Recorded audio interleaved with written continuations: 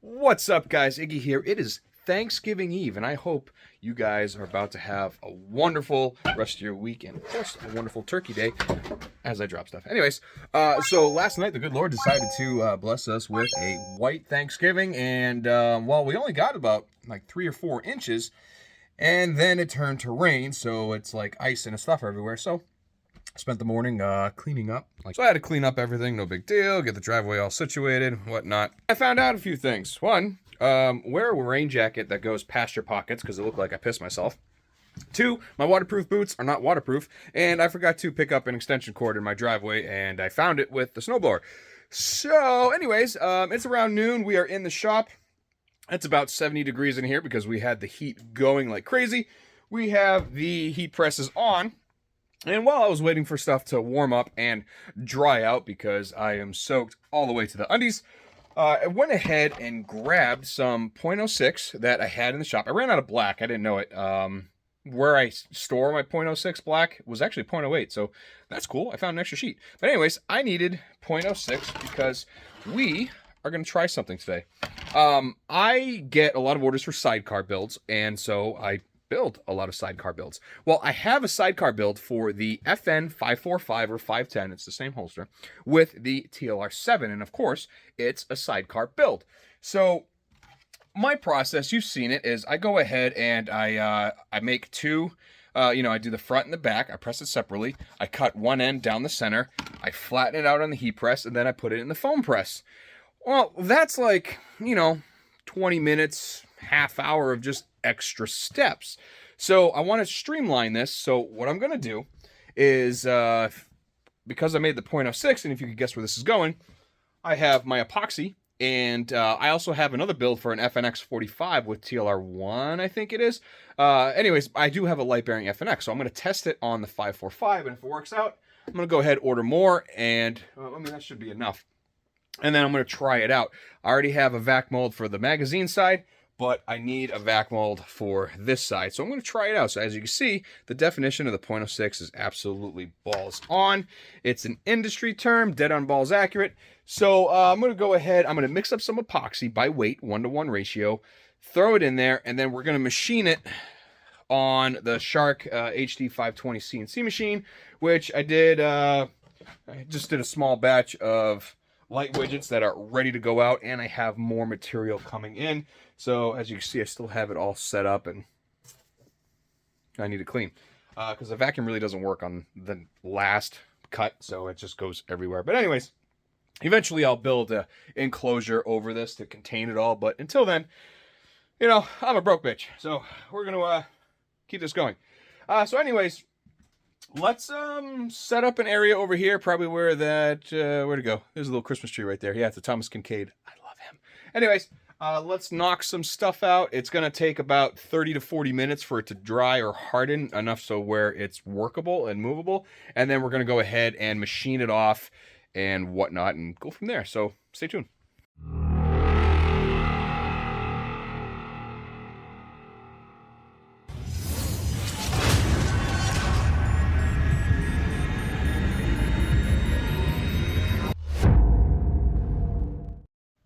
And we have the fresh mold. Now this, what you're watching is sped up 4 times. So I did go ahead and I mixed 3 pounds of this, and it's starting to settle. And because it's so thin, it's going to take a little bit to actually get the small areas, but it's a pretty cool process to watch. And there's a lot of heat generated as well, which is why I use .06, because it won't deform as much as the .02. But this is, it's pretty epic. All right, those are curing. It is 11:40 now, so I'm probably going to go in, grab a bite to eat. And, cure time is a half hour, but thin spots take a little bit longer. So I'll probably come get these in about an hour, hour and a half, which means it's enough time to build a couple other builds, either on foam or vac as well. So we're going to set these aside or leave them right there, and I'll move on to them after. Hey, a couple hours later, they came out looking wonderful. They're nice and smooth, nice and hard.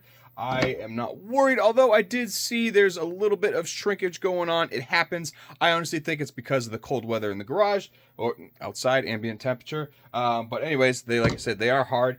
I may need to add a little bit of tape on top of the slide. I am not too worried about it because there are molds that I still have to do that to anyway, even brand new from Pale Horse, like that one right there where my finger is. That one's got tape on the top of it because it, like I said, was a little bit small, and it's an easy fix in-house, so I don't need to bother Kirk with it. So anyways, so pretty much the goal is one of these we're going to cut out and the other one we're going to keep. So keep, cut, cut, keep.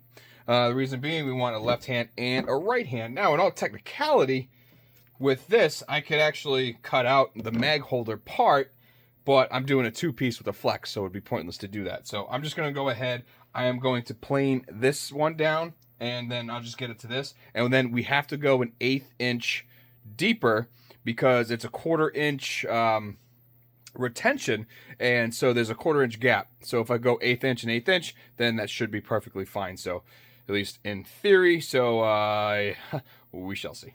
But anyways, I'm going to mock this up. And then I'm going to throw a planing bit on there that's pretty large. And then, actually, let me see if I could make sure I have it. Oh, there we go. I got a few of them. So, this guy is... Oh, doesn't even say it on it. Anyway, that's the size of it. It looks to be about 1.5 inches or so. So we're going to use that, and we're just going to zing, zing, zing, zing until it's flush with the base. Well, all set up for the first one, and...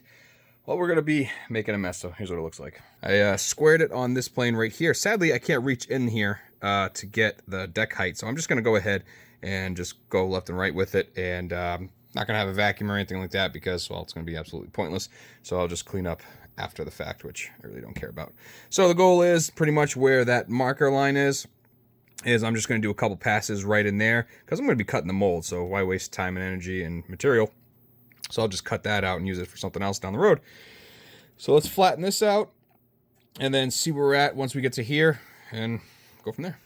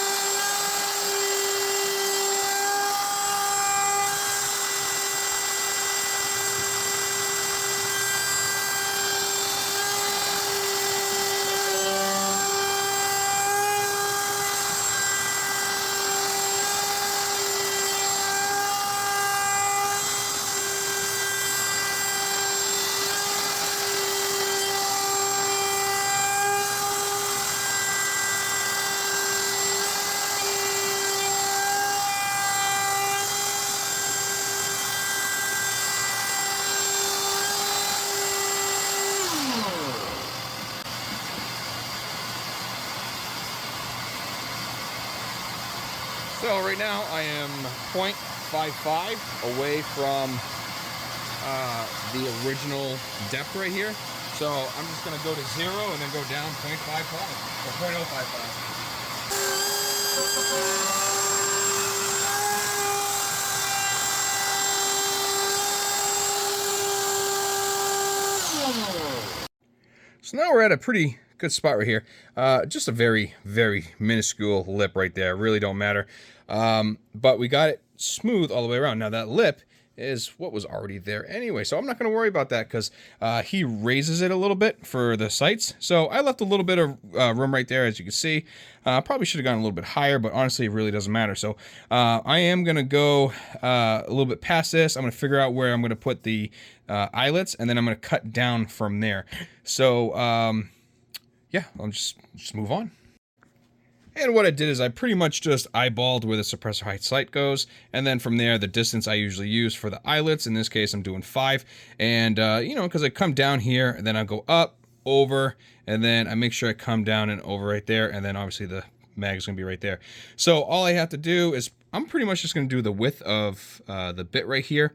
I'm going to start at this line, so I'm just going to line that up And I'm going to drop it, let's see here, 1/4 inch is 0.250, so obviously half of that. So I'm going to go ahead and move that, or at least rock it. So 0.125 is where it's going to go down, and then in theory, I should be good.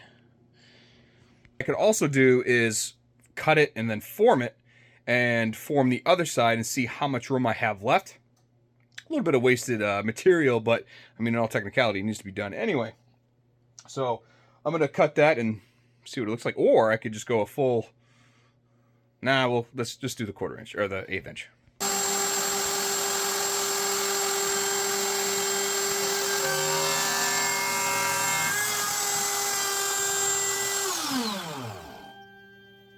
Well, here is the first one. I cut it. It is a little thin, but it is what it is, but it should form fine. So like I said, there's one side done, and we're going to go ahead, and I just got to make sure that I cut this side off because obviously I don't need to duplicate this. So, yeah, again, really hope this works. If it doesn't, I just waste a little time, a few bucks in epoxy, but I have a feeling I'm going to be able to make it work. So I'm going to go ahead, let's machine that one, and then that way I could go ahead, drill some holes, add some tape, and get it the F out of here. Get it out of Dodge. So I'll go ahead, mark this one up to make sure I remember where to cut, and then I'm just going to duplicate it, and off it goes. All right, well, they are done, and the shop is an absolute disaster, kind of like it normally is. But anyways, checky. So I'm going to go ahead, I'm going to throw the TLR7 on my multi-molds here. I'm going to take some measurements, and then I'm going to add tape if necessary. But other than that, I already drilled them, so they're ready to press. Now, the holster that we're doing is ulti-clips. So I don't have to add any blocking whatsoever because the ulti-clips go right here on these mounts on both sides. That's the way I order them. That way I don't have to add them. And plus, with the peaks and valleys of the blocking, you get extra strength in the slide area. So that's why I always do those. So, and if you notice, well, let's just look at it. I didn't really cut that good, you know, like flush and whatnot. I didn't care because that gets cut off anyway. It gets cut right here with the RMR cut. So let's see how this looks. Oh, can't wait. After taking some calipers to it, it was right on the money.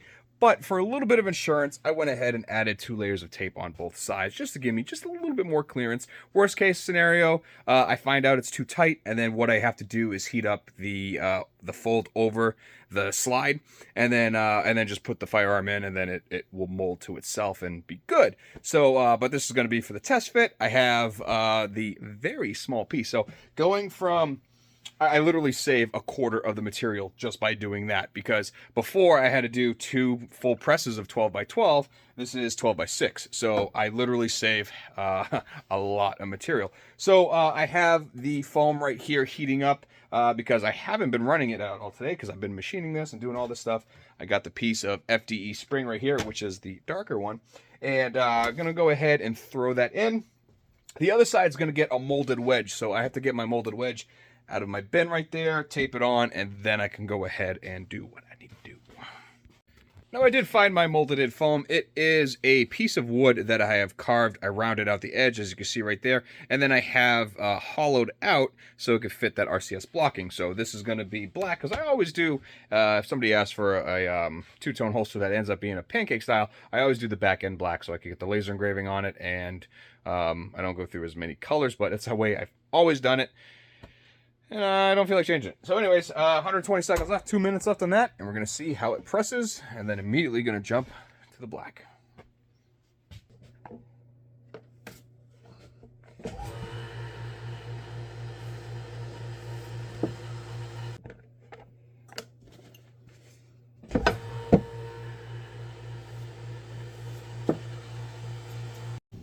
All right, not bad at all. So there's the back side towards the body.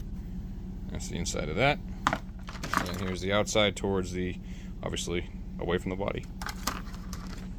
And the inside of that. Alright, here's a test. I just cut this one out in the scroll. Move these out of the way. You can see stuff everywhere. But anyways, so if I take these, line them up, I'll just hold it.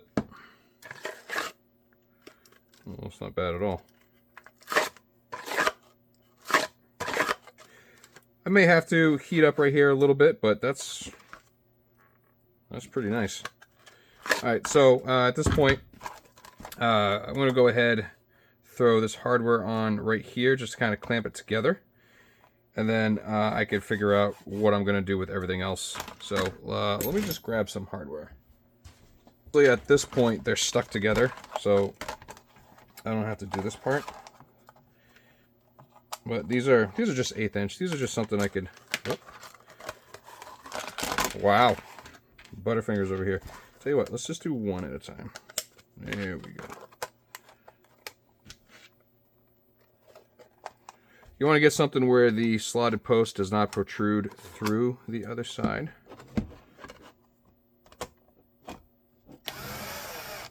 Because then you won't be able to get the clamping that you need.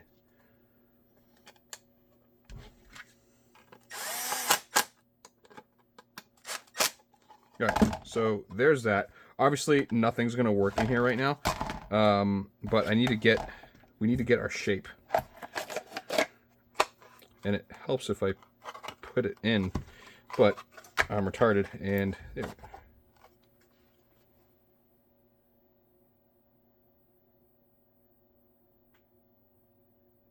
I just heard banging.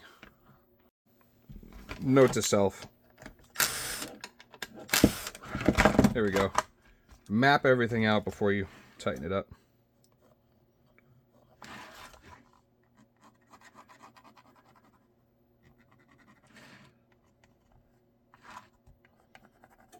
Save that right there.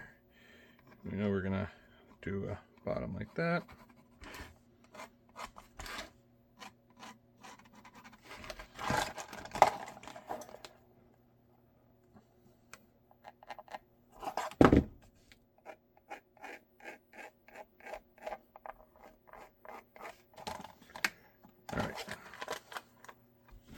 Now I can lock it together.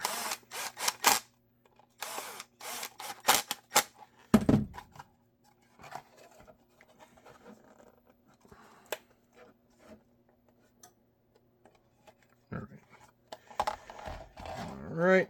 So I'm going to line these up right here. We're going to figure out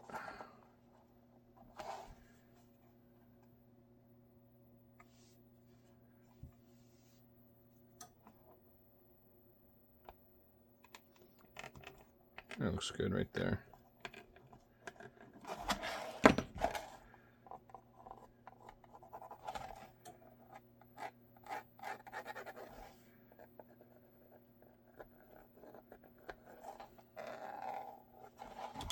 All right, so what I'm going to do is clamp that together.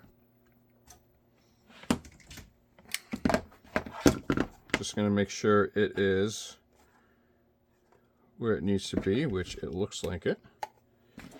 As in, it's lined up, so the two halves are perfectly together. So right there, bam and bam. And then these are going to be 1/4 inch. I'm going to set the eyelets, and we'll, again, see how it fits. All right, I'm going to be 100% transparent with you guys. I had to heat up the top of this right here because it was a little too close together. Like I said, it mic'd out good, but it definitely shrunk on me after the fact. So, you know, I added 2 layers of tape on each side for the first one. I'm going to add probably 3 more or 4 more for a total of 5 or 6 layers on each side. But here we have the completed first half, and that was just a quick cut around it, and then I just did the buff and sand and whatnot, and we have right there with the adjustable retention, still have the 1/4 inch gap, and that feels really good. I am really enjoying that, so I am super happy about that. I'm still going to heat up right here and bend this ever so slightly, but the only thing left to do is make the side cart. You guys have seen me do that 100 times before. This video was pretty much going on, hey, I could save a couple bucks, pour mold, and you don't have to do this with a CNC. You can use other measures too, but this is the most accurate way of doing it. But it came out great. As you can see, it's bowing a little bit, but I don't want to bend it back in place. But I can put it on a backer, flatten everything out, and be perfectly fine with it, or pour this thicker. But now I know that it is possible, so the next gun I'm going to do this with is the FNX, because I have a local guy who put in an order for one a little bit ago, and that's going to be coming up on a build. I'm going to do the same exact thing, and now I have sidecars readily available for the 510, 545 with the TLR7, so I'm glad that worked out. And as I make more, the kinks will go out. But it is 4:15 right now, Thanksgiving Eve, which means by the time this is uploaded and you guys are seeing it, it is most likely Thanksgiving. So from my family to yours, and my company and my business and my channel and all this stuff, from me to you, happy Thanksgiving. I hope everybody stays safe, eat a lot of turkey, and enjoy your day with your family. After everything is all said and done, I'm going to be back in here busting out some more stuff and cleaning up, and pretty much going to be in a food coma. So I say that now, but tomorrow we shall see what it brings. Hopefully, we still might have a white Thanksgiving, but the rain is letting off and there's still snow out there, so that's a good thing. But it's going to be like 17 degrees tonight, so I'm going to bring in some wood. I'm going to get everything all set, get the puppies good, and hopefully everybody has a wonderful day tomorrow.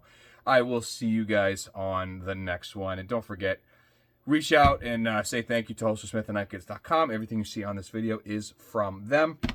The epoxy that I used earlier is from Alumilite, and you can Google Alumilite and it'll bring you right to their page, and you can get that stuff. It's about 110 gallons, or 110 gallons, $110 for 2 gallons worth, which is quite a bit of molds. So you could do quite a bit with that. But anyways, enough rambling. I appreciate you guys for following me along in this process, and I will see you guys on the next one.